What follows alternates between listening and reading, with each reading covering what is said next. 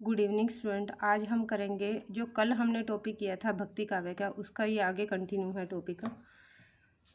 उसमें हमारा आगे शुरुआत हो रही है भक्ति काव्य का वर्गीकरण। जो भक्ति काव्य है उसका वर्गीकरण कैसे है। भक्ति काल को दो भागों में विभक्त किया गया है स्टूडेंट। एक है निर्गुण धारा और दूसरी है सगुण धारा। एक है निर्गुण धारा और दूसरी है सगुण धारा।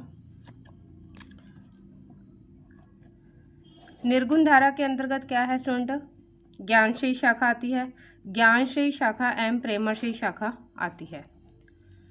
सगुण धारा के अंतर्गत क्या है स्टूडेंट, रामकृष्ण राम काव्य एवं कृष्ण काव्य है। और ज्ञानश्रेयी शाखा के कवियों में कौन सा आते हैं स्टूडेंट, संत कवि कहा जाता है। जो ज्ञानश्रेयी शाखा है, ज्ञानश्रेयी शाखा जो है उसके कवियों को क्या कहा जाता है स्टूडेंट, संत काव्य कहा जाता है। तथा इसी शाखा के जो प्रतिनिधि कवि हैं वो हैं कबीर। प्रेमश्रेयी शाखा के प्रेमश्रेयी जो शाखा है उसको प्रेमख्यान काव्य परंपरा कहा जाता है, प्रेम मार्गी शाखा कहा जाता है तथा सूफी शाखा के नाम से भी जाना जाता है। इसके प्रतिनिधि कवि कौन है स्टूडेंट, इसके प्रतिनिधि कवि जयसी हैं। जो राम काव्य है, राम काव्य परंपरा के कवि कौन कौन से हैं स्टूडेंट, तुलसी और कृष्ण है। कृष्ण काव्य जो परंपरा के कवि कौन हैं स्टूडेंट, वो हैं सूरदास हैं। कौन से, सूरदास।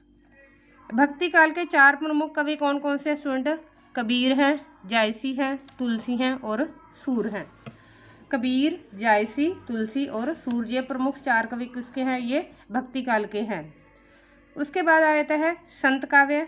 इसमें काव्य कौन कौन से हैं, संत काव्य, सूफी काव्य, राम काव्य और कृष्ण काव्य। कृष्ण काव्य पर ये सभी क्या है, संत काव्य, सूफी काव्य, राम काव्य और कृष्ण काव्य का क्या करते हैं, ये प्रतिनिधित्व करते हैं। सगुण एवं निर्गुण भक्ति का साक्ष्य वैष्णव, सगुण एवं निर्गुण भक्ति का साम्य वैष्णव। हम अब हमने दो भागों में विभक्त किया, सगुण एवं निर्गुण। उसके में जो निर्गुण भक्ति का जो वैष्णव है वो कैसा है, ईश्वर के दो रूप माने गए हैं। ईश्वर के क्या है, दो रूप माने गए हैं, एक सगुण और एक निर्गुण। सगुण एवं निर्गुण। सगुण एवं निर्गुण। सगुण भक्ति में जहाँ क्या है, लीलावतार को आराध्य माना गया है। जो लीलाएं करते हैं उसमें जो भांत भांत की लीलाएं करके दिखाता है वो किसके अंतर्गत आता है, सगुण भक्ति में। वहीं निर्गुण भक्ति में क्या है, ब्रह्म ज्ञान और योग साधना को विशेष स्थान दिया गया है। जो निर्गुण भक्ति है उसमें ब्रह्म ज्ञान और योग साधना को विशेष स्थान दिया गया है। निर्गुण ब्रह्म को क्या है सुनते, जब भावना का विषय बना लिया जाता है, जब भावना का विषय बना लिया जाता है तब रहस्यवाद का जन्म होता है, तब रहस्यवाद का जन्म होता है। कबीर, हमारे जो कवि थे कबीर और जायसी ने क्या है, निर्गुण ब्रह्म को रहस्यवाद का क्या है, विषय बनाया है। किसको, निर्गुण ब्रह्म को रहस्यवाद का विषय बनाया है। आगे है सुन, जो कवि जायसी ने रहस्यवाद को भावनात्मक तथा संत कबीर के रहस्यवाद को क्या कहा जाता है, उसको सारणात्मक कोटि में स्वीकार किया गया है। जो निर्गुण भक्ति है, निर्गुण भक्ति का मूल तत्व है स्टूडेंट अनादि अजन्मा अनंत। अनादि अजन्मा अनंत, जो ना जिसने जन्म लिया हो, ना इसका कोई रूप रंग हो, जो अनंत हो, ब्रह्म का नाम जप। किसका नाम जप, ब्रह्म का नाम जप। निष्कर्ष रूप में भक्ति काल को क्या है, हिंदी साहित्य का स्वर्णिम काल है। इसे निष्कर्ष में क्या कह सकते हैं, भक्ति काल का स्वर्णिम काल कह सकते हैं। भक्ति काल के जो कवि हैं उनमें रामानुज आते हैं, मध्वाचार्य आते हैं, वल्लभाचार्य आते हैं, निम्बार्क संप्रदाय आता है। आज से ये क्या है, प्रेरणा इन्होंने ग्रहण की है। फिर आ जाती है स्टूडेंट कबीर।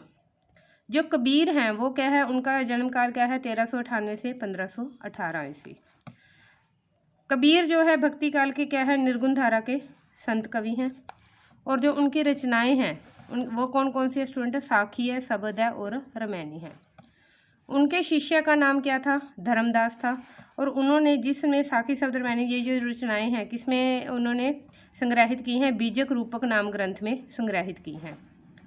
कबीर पढ़े लिखे नहीं थे, कबीर क्या थे, पढ़े लिखे नहीं थे। इनके ऊपर क्या था, नाथ पंथ का प्रभाव था। भक्ति के लिए ये अद्वैत, भक्ति के लिए कबीर जो पढ़े लिखे ना थे और ये रामानंद के शिष्य थे। आगे आ जाता है स्टूडेंट, जो कबीर जी का जो काव्य है उसमें उन्होंने किस पर ज़्यादा बल दिया है? नाम स्मरण। उन्होंने नाम सिमरन को बल दिया है। कबीर एकाग्रचित्त होकर क्या करते हैं? ईश्वर का नाम जप किया जाता है तभी फलदायी होता है। कबीर जी कहते हैं कि अगर हम एकाग्रचित्त होकर भगवान का नाम लेते हैं तभी वह क्या है? हमें फल देता है। जैसे उनकी पंक्तियां हैं, माला तो कर में फिरे जी फिरे मुख माही, मनवा तो दस दिशि फिर तो सुमरिन नाही। जो माला है, कर में नहीं होते हाथ, जो माला है हमारे हाथ में फिर रही है। जी फिरे मुख माही, लेकिन जो जीव है वो हमारे मुख में फिर रही है। मनवा तो दस दिशि फिरे, जो हमारा मन है वो लेकिन क्या है? 10 दिशाओं में फिरा है। फिर तो सुमरिन नहीं, तो ये सुमरिन नहीं है अगर हमारा मन 10 दिशाओं में फिरा है, चाहे हम जितनी मर्जी माला हाथ में लेकर फेर लें। आगे उन्होंने बल दिया आचरण की शुद्धता पर। कबीर जी की भक्ति भावना में क्या है स्टूडेंट? आचरण की शुद्धता के लिए क्या किया है? उन्होंने कुसंग का त्याग करके एवं सत्संग करने पर बल दिया है। उन्होंने कुसंग का त्याग करके सत्संग करने पर बल दिया है। उनकी जो नेक्स्ट विशेषता है उनके उसमें क्या है? ईश्वर में विश्वास। कबीर जी ईश्वर में विश्वास रखते हैं। वह ब्रह्म और विश्वास भक्ति के अनिवार्य तत्व हैं। वो कहते हैं श्रद्धा और विश्वास क्या है? भक्ति के अनिवार्य तत्व हैं। और कबीर को पूर्ण विश्वास है। साईं से सब होत है, साईं से सब होत है बंदे, साईं से सब होत है बंदे ते कछु नाही। वो कहते हैं जो परमात्मा है वही सब कुछ कर सकता है, जो है बंदा वह कुछ नहीं कर सकता। राई से पर्वत करे पर्वत राई माही। जो क्या है वो राई को पर्वत कर सकता है और पर्वत को, साईं से सब होता है बंदे ते कुछ नहीं, जो सब है परमात्मा की कृपा से होता है, बंदा कुछ नहीं कर सकता। राई से पर्वत करे पर्वत राही माही, चाहे वो राई को पर्वत बना दे चाहे वो पर्वत को राई बना दे। आगे है वैराग्य भावना। उनके काव्य में क्या है स्टूडेंट? हमें वैराग्य भावना के दर्शन होते हैं। कबीर संसार के रिश्ते नाते को क्षणभंगुर मानते हैं। वो कहते हैं कि ये जो रिश्ते नाते हैं ये क्षणभंगुर है, ये सारे क्या है? संबंध जो है वो क्या है? स्वार्थ में है।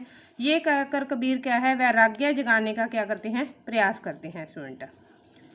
आगे है माद्रय भाव की भक्ति। उन्होंने कैसी भक्ति पर बल दिया है? माद्रय भाव की भक्ति। माद्रय भाव की भक्ति को क्या कहते हैं स्टूडेंट? मद्रा भक्ति भी कहते हैं। इसमें क्या है? प्रेम, इसे प्रेम लक्षणा भक्ति भी कहा जाता है। माद्रय भक्ति को प्रेम लक्षणा भक्ति भी कहा जाता है। और इसमें क्या है? भक्त सम्य को अभिव्यक्ति जहाँ करता है वह मद्रा भक्ति मानी जाती है। इसमें पंक्तियाँ देखिए, हरि मेरा पीव, हरि मेरा पीव, हरि मेरा पीव, हरि बिन रह न सके मेरा जीव। हरि मेरा पीव, हरि मेरा पीव, हरि बिन रह ना सके मेरा जीव। वे हरि के बिना जीव मैं जिंदा नहीं रह सकता। आगे है दास्य भाव की भक्ति। कबीर की जो भक्ति है वो किस प्रकार की है? दास्य भाव की भक्ति है।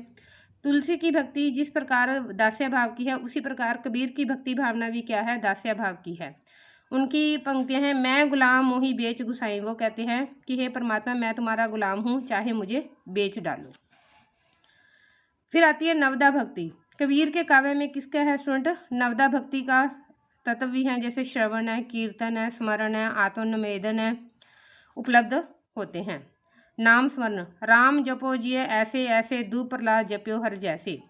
वो कहते हैं राम जपो जिये ऐसे ऐसे, दू प्रहलाद जपो हरे जैसे। भी हमें राम का नाम ऐसे जपना चाहिए जैसे दू और प्रहलाद क्या थे? उनका नाम जपते थे। स्टूडेंट ये थे हमारा जो आज का लेक्चर था। अगर आपको ये मेरा वीडियो पसंद आया तो प्लीज़ सब्सक्राइब माय चैनल। और नेक्स्ट जो इसका टॉपिक है कबीर का कुछ और भी जो टॉपिक रहता है आपको पढ़ाने वाला, वो मैं नेक्स्ट वीडियो में पढ़ाऊँगी। Please share this channel. Thank you and subscribe this channel. Thank you very much.